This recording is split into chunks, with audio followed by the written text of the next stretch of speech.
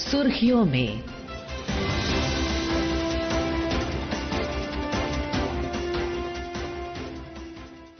नमस्कार श्रोताओं, सुर्खियों में कार्यक्रम में आपका स्वागत है। आज हम आर्थिक समीक्षा 2025-26 के महत्वपूर्ण बिंदुओं पर चर्चा करेंगे। मैं हूं अनुभा रोहतगी और इस चर्चा में मेरे साथ हैं आर्थिक विश्लेषक शुभमोय भट्टाचार्य। शुभमोय, आकाशवाणी के सुर्खियों में कार्यक्रम में आपका स्वागत है। धन्यवाद। केंद्रीय वित्त मंत्री निर्मला सीतारमण ने आज संसद में आर्थिक समीक्षा 2025-26 पेश की। सबसे पहले सुनते हैं कि उन्होंने क्या कहा। I rise to lay on the table a copy each of the following papers: Economic Survey 25-26, Economic Survey 25-26 Statistical Appendix.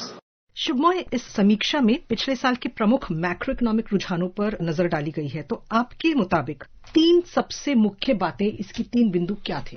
जी अनुभा जी, सबसे पहले मैं ये बता दूं श्रोताओं को कि भारत सरकार की जो बजट, सालाना बजट की जो पेश होती है 1 फरवरी को हर साल, इसके पहले हर साल फाइनेंस मिनिस्टर एक जो आर्थिक सर्वेक्षण जो संसद के पटल पर रखते हैं, वो एक तरफ आलोचना है, बिल्कुल ही जैसे वो कहता है समीक्षा है कि पिछले साल जब बजट हुआ तब से लेकर अभी तक की सरकार की और विश्व व्यवस्था में, आर्थिक व्यवस्था में क्या क्या बड़े बिंदु हैं, क्या चुनौतियां सामने आई, क्या सॉल्यूशंस निकले, इन सब के बारे में एक विस्तृत आलोचना रहता है इस सर्वे का। इसकी महत्व इसलिए है क्योंकि ये बताती है कि सरकार के हिसाब से अर्थनीति, अर्थव्यवस्था किस तरह से चल रहा है। तो बजट जब पेश होता है तो बजट का एक जिसे कहते हैं फ्रेमवर्क क्या है, वो किस प्रसंग में उसके जो पहलू वित्त मंत्री रखेंगे अपने बजट में, उनके आधार क्या हैं? उनके आधार क्या है, ये आर्थिक समीक्षा से पता चलता है। साथ में बहुत सालों से हो गया है कि आर्थिक समीक्षा में जो चीफ इकोनॉमिक एडवाइजर होते हैं वो भारत सरकार के हिसाब से उनके राय में आगे आने वाले साल में क्या चुनौतियां हैं, क्या खूबियां हैं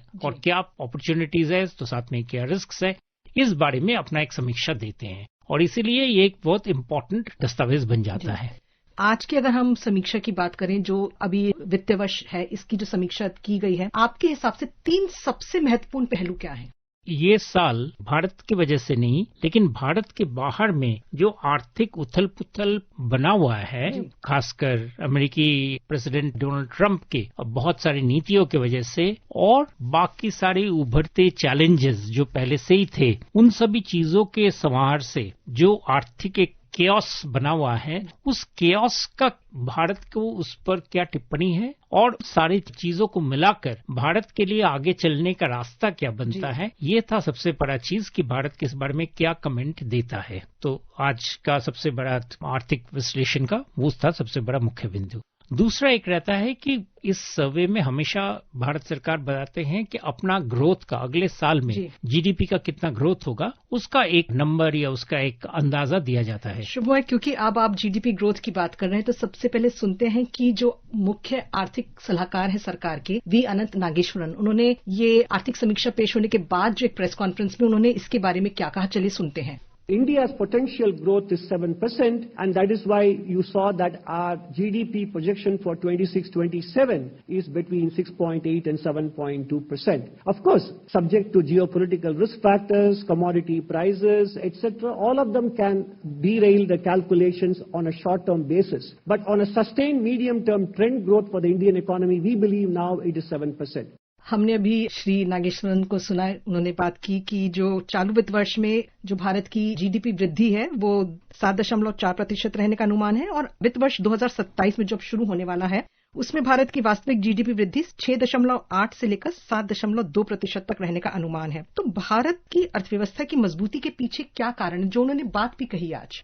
जो भारत में जो आश्चर्यजनक रूप से दुनिया में इतने सारे उथल पुथल होने के बावजूद जीडीपी का जो एक सस्टेन्ड फास्ट पेस जो चल रहा है, वो कोई मैजिक चीज नहीं है। ये कई सालों से सरकार की तरफ से कुछ मूलभूत रिफॉर्म्स का ही नतीजा है। उन रिफॉर्म्स में मैं मानता हूं, एक तो बैंकिंग क्षेत्र में बहुत बड़ा सुधार जो किया गया है, जिसकी वजह से आज सारे बैंकों के हालत बहुत अच्छी तरह हो गए हैं। नॉन परफॉर्मिंग एसेट्स बहुत ही कम हो गए हैं, उनके बैलेंस शीट्स क्लियर हो गए हैं। बैंक्रप्सी कोड आने की वजह से इंडस्ट्रीज में एक चुनौती आया है सामने कि अगर अच्छी तरह से अगर इन्वेस्टमेंट्स ना किया जाए तो उसका रिजल्ट क्या हो सकता है।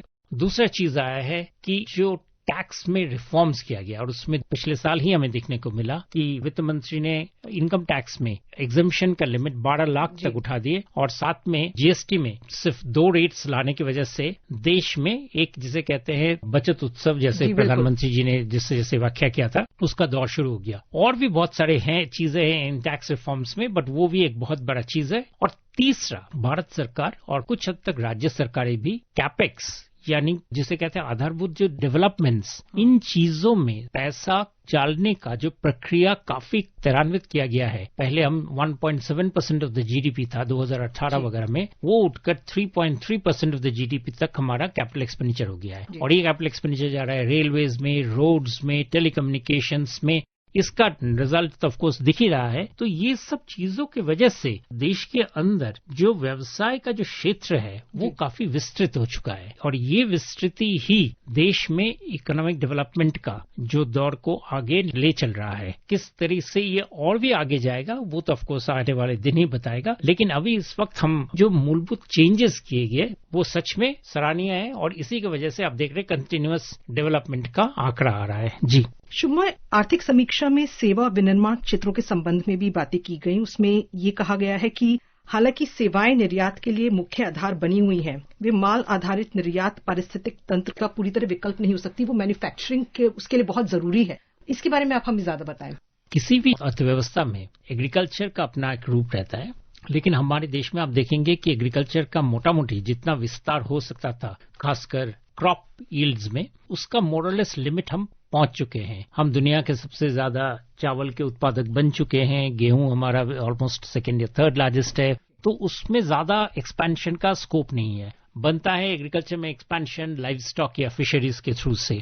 तो लोग जो हैं जो अभी एग्रीकल्चर सेक्टर में हमारे करीब 42 से 45% हमारे जो वर्कर्स वर्किंग का अभी भी हैं, उनका फिर एम्प्लॉयमेंट, उनके लिए क्या अपॉर्चुनिटीज बनते हैं, उससे इसलिए उनको एक तरफ से शहर में लाना, एम्प्लॉयमेंट दिलवाना और साथ में उस एम्प्लॉयमेंट से क्या चीज निकलेगा कि मैन्युफैक्चरिंग, उनके हाथ से बहुत सारी मैन्युफैक्चर्ड चीजें बनेंगी। वो खुदरा एंटरप्राइजेस हो सकता है, मीडियम एंटरप्राइज हो सकता है, लार्ज एंटरप्राइजेस हो सकता है, लेकिन इन एंटरप्राइजेस में हर तरीके का चीज बनाया जा सकता है जो लोगों के लिए जरूरी है और फिर वो चीजें दुनिया के बाजारों में भी बेचा जा सकता है। और भारत में इतना टोपोग्राफिकल वैरायटी की वजह से इतने तरीके का चीज हम बना सकते हैं और बनाने की क्षमता रखते हैं और बनाने का स्किल्स भी है कि हम इसका भरपूर उपयोग कर सकते हैं। इसीलिए मैन्युफैक्चरिंग सेक्टर का एक्सपेंशन करना बहुत जरूरी है। लेकिन चक्कर यह है कि मैन्युफैक्चरिंग सेक्टर की बहुत सालों से इसका एक्सपेंशन नहीं हुआ था, जिसका हम कुछ पहले ही जिक्र कर रहे थे कि बैंकिंग क्षेत्र वगैरह में लिमिटेशन, इसलिए मैन्युफैक्चरिंग सेक्टर में एक्सपेंशन नहीं हो रहा था। और उसी की तरफ मुख्य आर्थिक सलाहकार ने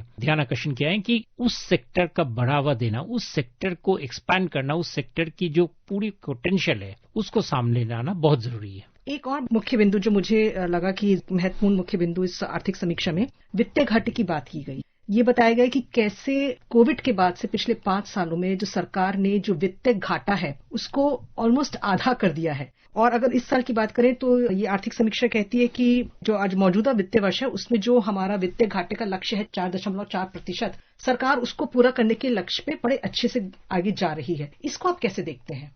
देखिए, पहले वित्तीय घाटा साधारणतः हमारे श्रोता कहेंगे कि भाई इससे हमें क्या लेना देना, लेकिन किसी को अगर अपेक्षा रहे कि हमारे इनकम की में बढ़ोतरी हो, बजट से हमारे एम्प्लॉयमेंट की ज्यादा पॉसिबिलिटीज हो, हमारे बच्चे को ज्यादा ट्रेनिंग के अवसर मिले, ये सभी चीजें तभी संभव होता है जब सरकार लोगों से सिर्फ उतना ही टैक्स ले और उस टैक्स का सदुपयोग करे, तब जाके लोगों के लिए फैसिलिटीज बनता है। तो इसका एक बहुत बड़ा मापदंड रहता है फिस्कल डेफिसिट, कि सरकार अपना घर चलाने की जो खर्च है उसमें किफायती, संक्षेप में और जोरदार तरीके से कर रहा है या नहीं। और जैसा आपने अभी जिक्र किया कि इस साल में हम एक्सपेक्ट कर रहे हैं कि वित्त मंत्री श्री निर्मला सीतारमण जी अभी जब वो बजट पेश करेंगी तो उसमें जो उनका जो टारगेट था इस साल के लिए 4.4% ऑफ द जीडीपी पे ही अपना खर्च सीमित रखेंगी, फिस्कल डेफिसिट को सीमित रखेंगी, तो बिल्कुल वही रहेगा। और वही नहीं रहेगा, अगले साल के लिए वो इसको और भी आगे बढ़ाएंगी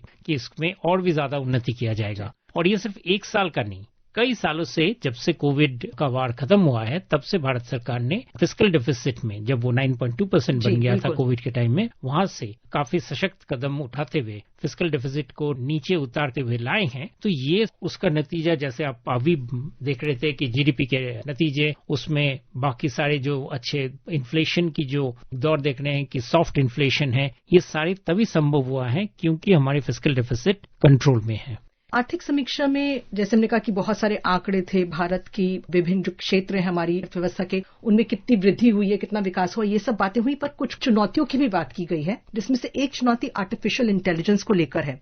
तो आर्थिक समीक्षा में कहा गया है कि दुनिया के सबसे तेज एल्गोरिथम या सबसे शानदार मॉडल के पीछे भागने की बजाय भारत एआई को रोजमर्रा की चुनौतियों के समाधान के तौर पर पेश कर रहा है। आप इसे कैसे देखते हैं? कुछ दिनों पहले आकाशवाणी के श्रोताओं को सुनने को मिला था, इलेक्ट्रॉनिक्स एंड इंफॉर्मेशन टेक्नोलॉजी के मंत्री अश्विनी वैष्णव जी, उन्होंने डावोस में जो अपना वक्तव्य रखा था, जिसमें उन्होंने कहा था कि एप्लीकेशन एआई, यानी कि एआई के कितने तरह के एप्लीकेशंस होंगे, इसमें भारत चोटी पे रहेगा। और ये एक दावा ऐसे अचानक नहीं निकला है, बट सच में जो हम ट्रेंड्स देख रहे हैं उनमें हम यही देख रहे हैं कि फाउंडेशनल मॉडल्स ऑफ एआई, यानी कि एआई बनाने की जो फाउंडेशन मॉडल्स है उसमें इन्वेस्टमेंट होनी चाहिए, उसमें रिसर्च होनी चाहिए, लेकिन उससे भी ज्यादा उसको किस तरीके से एक एंटरप्राइज काम में ला सके, वो सबसे इम्पोर्टेंट चीज बन जाता है। और बिल्कुल उसी की तरफ अगर हम ध्यान दें तो अभी जो आप कर रहे थे कि रोजमर्रा की जिंदगी में किस तरीके से एआई को इस्तेमाल किया जाए, और आप देखेंगे कि भारत में हमारे जो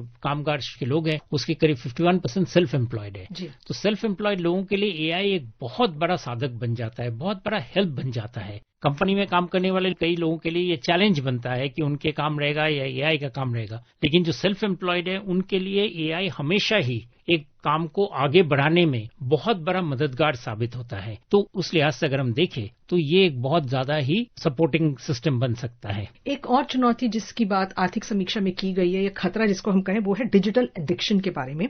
उन्होंने खासकर जो डिजिटल एडिक्शन की हम बात कर रहे हैं वो बच्चों में और युवाओं में इस एडिक्शन को कितना बढ़ रहा है, उन्होंने उसको हाईलाइट किया है और उससे निपटने के बहुत उन्होंने तरीके बताए हैं। तो इसको आप कितना महत्वपूर्ण मानते हैं, और खासकर ये जब आर्थिक समीक्षा जैसे एक डॉक्यूमेंट में इसकी बात होती है तो वो क्यों जरूरी हो जाती है? इकोनॉमिक सर्वे सिर्फ देखने के लिए सिर्फ सरकार के कामकाज के ब्यौरा ही नहीं रहता है। इकोनॉमिक सर्वे में बहुत ज्यादा आलोचना रहता है, डिस्कशन रहता है कि जो आने वाले दिनों के लिए सरकार ही नहीं समाज में किस तरह के अर्थनैतिक पॉसिबिलिटीज, जैसे हम एआई की बात कर रहे हैं, किस तरह के अर्थनैतिक चैलेंजेस, तो उनमें डिजिटल एडिक्शन एक बहुत बड़ा चीज भी रहता है। क्योंकि अगर हमारे युवा पीढ़ी अगर बहुत ज्यादा एआई को इस्तेमाल करने के बजाय एआई से प्रोड्यूस चीजों पर अपना ध्यान उसमें निबट जाए तो निश्चित ही वो एक नेगेटिव चीज बन जाता है। लेकिन उसको आप रोक तो नहीं सकते हैं, आप सिर्फ ये कर सकते हैं कि आप देखिए कि भाई इसके लिए इनसे उनको छुड़वाकर किन चीजों में उनको अपॉर्चुनिटीज दिलवा सके, किस तरीके का नए प्रयोग सामने ला सके ताकि वो इसमें ध्यान लगा सके। इन सभी चीजें सिर्फ भारत में नहीं सारी दुनिया में चल रहा है। लेकिन हमारे देश में हम जब मानते हैं कि दुनिया का not only 1.5 billion population out of 7 billion population, उसमें भी ज्यादातर यंग पॉपुलेशन है, तो उनका किस तरह से इस्तेमाल हो सके ताकि वो एक बहुत बड़ा यूजफुल सोर्स ऑफ इनकम खुद के लिए नहीं देश के लिए भी और चारों तरफ भी वो एक रिसोर्स है जिस रिसोर्स को हम करना चाहें संसाधन, तो उसमें डिजिटल एडिक्शन की जो डिस्कशन है वो फिर काफी मायने रखता है। जी शुभमय, आप आकाशवाणी के स्टूडियो में आए, हमारे साथ आर्थिक समीक्षा 2025-26 के महत्वपूर्ण बिंदुओं पर चर्चा की, इसके लिए आपका बहुत बहुत धन्यवाद। धन्यवाद। श्रोताओं, आप इस कार्यक्रम को हमारे mobile app news on AIR और YouTube channel news on AIR official पर भी सुन सकते हैं। सुर्खियों में